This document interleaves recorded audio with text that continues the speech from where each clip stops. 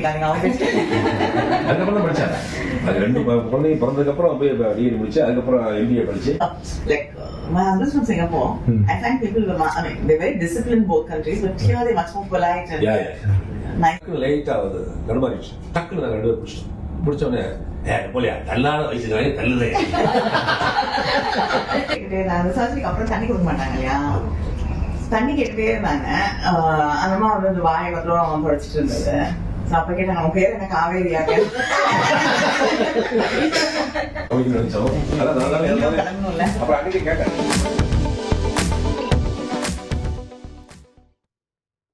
திமுக MP கனிமொழியுடன் நடிகர் Napoleon சந்தித்தது தொடர்பாக நெப்போலியன் பதிவு ஒன்றை வெளியிட்டிருக்கிறார். இது பற்றின மேலும் விவரங்களை செய்தியாளர் ராஜா வழங்கிட கேட்கலாம். ராஜா வணக்கம். இந்த சந்திப்பு தொடர்பான மேலும் தகவல்களை சொல்லுங்க.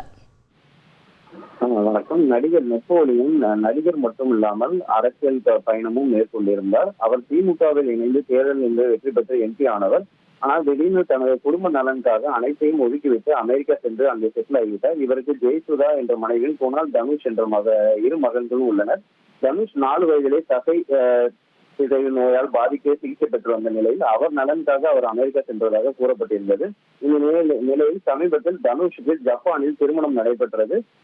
தனுஷ் அக்ஷயா இருவருக்கும் ஜப்பானில் திருமணம் நடைபெற்றது. பிறகு அங்கங்கே அவர்கள் வெளிநாடு பயணங்கள் மேற்கொண்டிருந்தனர். இந்த நிலையில் நெப்போலியன் இன்று ஒரு பதிவு வீடியோ ஒன்றை வெளியிட்டிருந்தார்.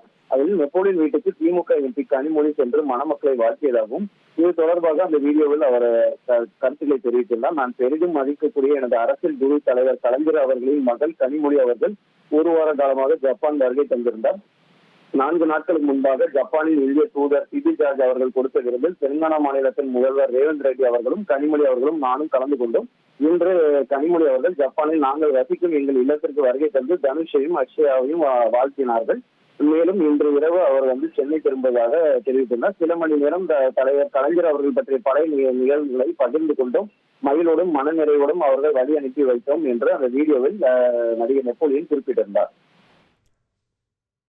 தகவல்களுக்கு நன்றி ராஜா. உங்கள் தந்தி 1 தொலைக்காட்சியில் அண்ணாமலை தினமும் மதியம் 12 மணிக்கு காண தவறாதீர்கள்.